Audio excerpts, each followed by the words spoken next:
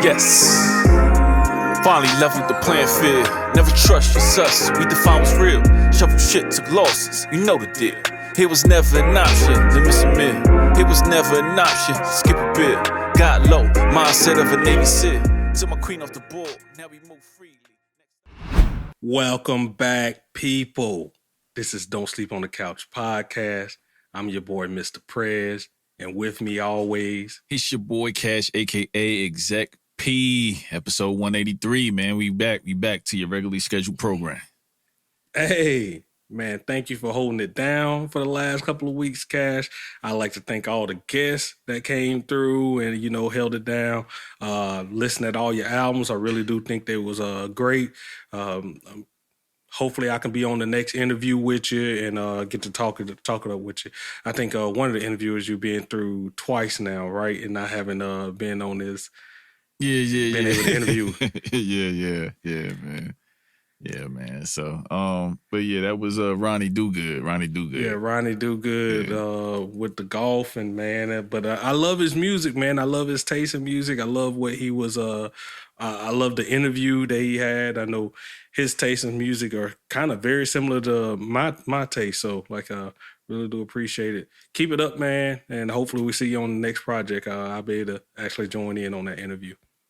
Yeah, man. But while you've been gone, man, and while we've been we took a little week off too, almost in between that. So it's been a good couple weeks. A lot of albums have come out in the last 2 weeks.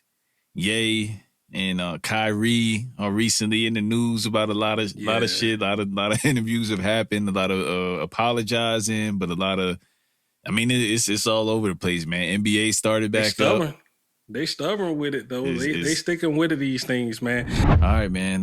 Let's get to Kyrie, man, and before we kind of get back into music and stuff like that, which is our bread and butter and stuff like that. Like, have you paid attention to kind of some of the stuff that's been happening with Kyrie and just the things he's been tweeting, his press conference, and the fallout from that and the outrage? But what are your immediate thoughts with just him kind of taking over Twitter and just like the sports talking points for the last couple days? Man, it's just social media is a downfall of a lot of people, man. And bro, like some of this stuff, if you think that way, just keep it to yourself. Don't even must put it out there. You just giving them another reason to hate on you, do whatever. But you're putting that energy out there. You're putting that whatever you doing, because you're trying to get somebody to be on your side of your way of thinking. If you think that way, who gives a fuck what the media guy thinks, or why did you even have to put it out there anyway? Who are you trying to reach and get on your side in social media? You know how I am with social media. I don't understand a lot of it in the thought process behind it, how people just can't take themselves away from it. Like, why do you have to post everything? There's no need in it. Yeah, and I think that's ultimately what get them in trouble. Right. And I think, like, from my perspective and just kind of knowing what he posted, the book is, and the movies, Hebrews to Negroes, a lot of anti-Semitic tropes. So I've actually looked it up for, I didn't watch it at all. It was 3.5 hours. So let's start right there. This movie was 3.5 hours. And it seemed like watching the press conference that Kyrie said that he had watched it in full, the whole 3.5 hours. I got to trust the man at his word, but that's 3.5 hours. The Ye Drink Champs, and I'm going to come back to that, is almost 3.5 hours. How do you have all this time to watch it? And then before he said he watched it, right, Prez, he said, yeah, I was looking up some stuff to kind of brush up on some things personally, as far as just his religious beliefs or just his beliefs in general. Googling some stuff. This is one of the first things that came up. He saw it, read a little bit about it, decided to tweet it. That's it. And then you get yourself in trouble. Right. But, then he goes on to say he watched it. So my thing is, okay, dog, if you watched it, and you saw a lot of these things, I'm not saying to nobody deserves the truth or whatever you believe the truth to be. But what I am saying is, if somebody else tells you at a very basic and elementary level, yo, you hurt me by tweeting this out, or I feel this way because you tweeted this out. You can't then want to be right to the point where you don't acknowledge this person's feelings. You know what I mean? Like you at a very simple point. That's how my brain works. And then that's kind of how he kind of came off, to where he was more concerned with being right, knowing history and not hiding it from people. And I get it. Like, I get it. Like, whatever you believe in is what you believe in. The things that you research is what you research. But I think he's walking a very fine line, you know what I mean, when he comes to saying, yeah, I'm not going to apologize. I'm going to stand on what I stand on. When you see what's in this documentary, you know what I mean? When you listen to what's in this documentary, like 6 million Jews did die during the Holocaust. I don't understand how is that a false thing? I think everybody could say that happened.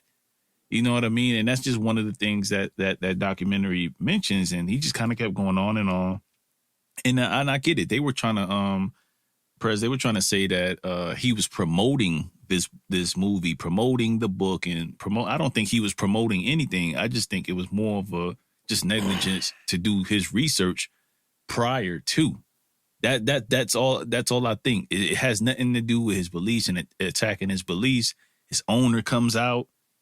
He's against what Kyrie says. So now it's a whole freaking mess, man.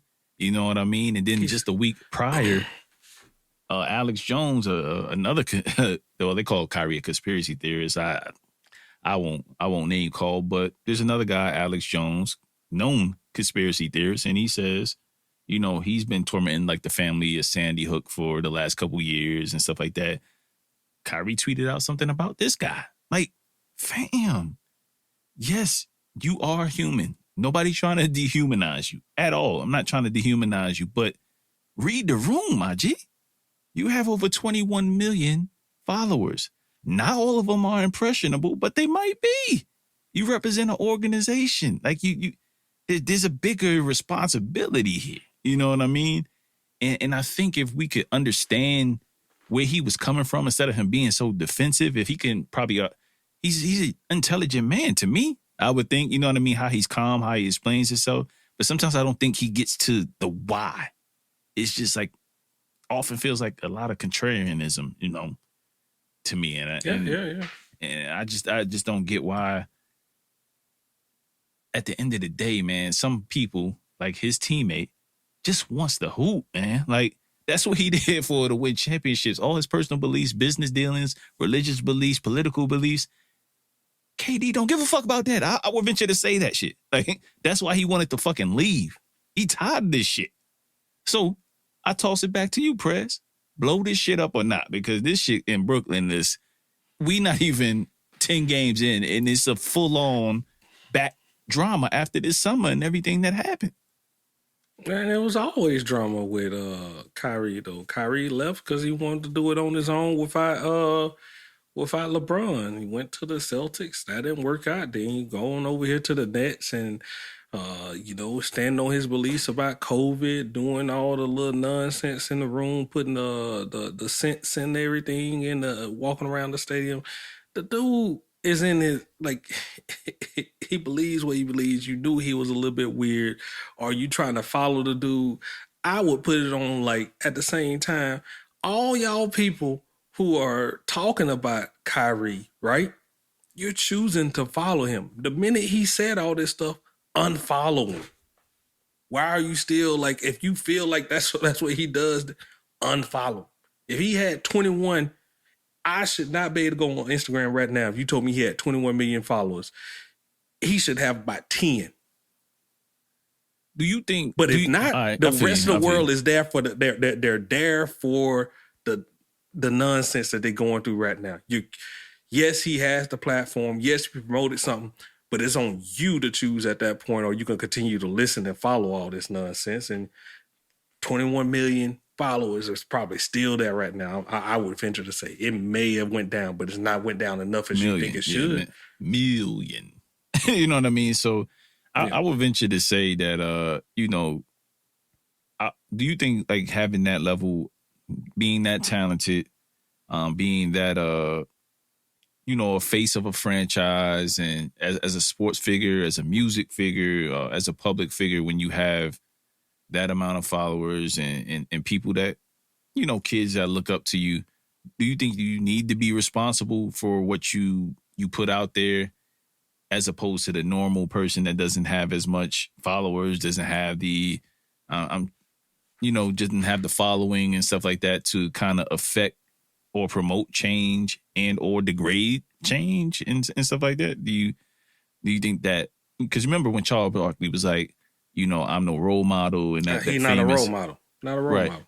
So do you feel the same for these athletes, or is that just something that Chuck said? But in all actuality, dog, you do have to carry yourself a certain type of way as a professional athlete. I mean, I feel like in professionalism, like that's kind of what the NBA kind of stand for. If you don't want to be part of the NBA brand, then hey, you can make less and you can do whatever the hell you want to do. But I mean, as you start supporting that whole thing, you do have some. I think you should have some essence of, kind of catering your talk and everything. But at the same time, you want to, the NBA want to showcase these people personality. It's kind of how they get money and stuff too. So the controversy is kind of selling a little bit, because they can just be done with them. I mean, they was done. NFL was done with Cap and his type of rhetoric. Yeah. And it's all in what you can leverage. So, I mean, this controversy is doing the NBA favors, and I feel like having people watch the Nets who's not putting a good product out on the court right now. You know what I mean? So there you go right there. So, but the dude as an athlete, he's balling. Amazing. He's balling. Amazing. He's balling this year, and that's the amazing. That's the sad part.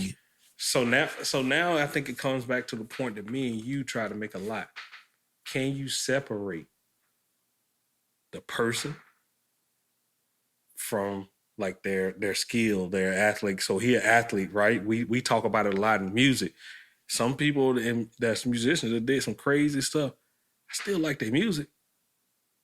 I don't support what they're doing, but the music was good. It was there for a portion. I don't support what Kyrie doing, but the dude is a hell of an athlete. And I love, I love hoop. Yeah, and I love to watch the game, and how he plays the game is, to me, is poetry in motion. How certain, and we'll get to Ye later on in terms of that. But just I get what you're saying. You was getting to the Ye portion. I was just saying, and that go the problem right there. It's just like, so I feel like as we should be turning, if you say he had a platform, he did the wrong thing, why are you giving him an even bigger platform to continue to spew his nonsense? Right? Yeah. I mean, we're sitting right there to ask you, like, explain yourself, put it here. And he explains himself several times. You say like, hey, but, like, okay, so who is misusing their platform? Because then it's irresponsibility on the media at that point as well. In my eyes, because you could constantly let him go out there. I understand it's free speech. He's gonna put what he want to put out on Twitter, whatever. They're gonna ban him, do all this stuff. But why do you have to constantly give him the platform to continue to do stuff like that? I think it's simply because he's the face of the franchise, and there's certain responsibilities that come with that. Like if you tweet something, you say something, you do something, on or off the court, those questions are fair to ask. I mean, the media is necessary too. If it wasn't for the media and how they cover the game wouldn't be probably as interesting. You have to really love the game to pay attention, because the media helps people, novices and people that are fair weather watch the game. All of the reports on it, like they increase the fanatical, reach of the product. You know what I mean? So, I mean, I know people have a love-hate thing with media, but I think both, the actual athlete and the questions they were asking him are valid. Like, you got to stand on, like, if I put something out there, I got to stand on what I say, and or say, you know what? Damn, I didn't even really do my research, or I didn't do this. Like, it's okay. Like, it's not, they don't make you any less than a man to backtrack whatever you have to say. I mean, just look at Ye. He went on, he's already started apologizing for certain things that he said over the course of the last couple of weeks. And whether you believe it or not, and, and that's to, anybody's, however you feel about that. it's okay to go, on an apology tour, as people would say. You know what I mean? But you have to really believe that. But I would honestly say that I don't think Kyrie is going to do that, and he doesn't appear to be that type of person to kind of turn and kind of say, hey, I see the error of my ways. Like, I can't recall the last time I've seen him do. Yeah, he's very, very he's a stubborn guy. Right or wrong or indifferent. Some people applaud him for it. Some people don't. You know what I mean? And I get it both ways. Like, some people was like, yeah, what he says makes sense. And, with the Ye piece, and I know I'm making the correlation between the two because it's kind of similar, but it's just the timing though, Prez. Like, the anti-Semitic tropes that they say that are in this movie, this book, coming off the heels of Ye and all of the endorsements and all of the things he's lost based on the things that he said for over a few interviews and stuff like that. This is just bad time. And like I said earlier, Prez, you have to read the room. And if you are going to be a part of a corporate structure like the NBA, and you are under something, you have a bunch of endorsers and stuff like that. It's, to be honest, Prez, at a certain point, you've heard this before. You got to play the game. If you don't want to play the game, then you could take what the fuck you want, and I'm cool with that. But you're probably gonna lose these contracts. You're probably gonna lose these certain things, and it comes with a certain type of balance. And and that's really it. You know what I mean? So, like you said, you might want to just your personal beliefs, your political beliefs, and all these other beliefs. You just might want to keep them to your fucking self, and until you in a position to where you can say what the fuck you want. You're out of the league, possibly. And you do what you do. Whoever follows you, follows you. But for right now, you do have to get up in front of that podium, and you do have to speak. But I know I'm being long-winded on it, but the Nets at this point, man, they have to, if he continues to be this adamant and not apologizing and not acknowledging what's in that documentary, you know how big the Jewish community is in New York City? Huge. It's a huge presence. So I don't think this is the end. I think we're just, at the beginning of what could possibly be with this whole Nets fiasco and things like that. So I'll leave it there. He giving them an out. Yes. Finally left with the plan field. Never trust your sus. We define what's real. Shuffle shit, took losses. You know the deal. It was never an option to miss a meal. It was never an option to skip a bill. Got low, mindset of a Navy SEAL. Took my queen off the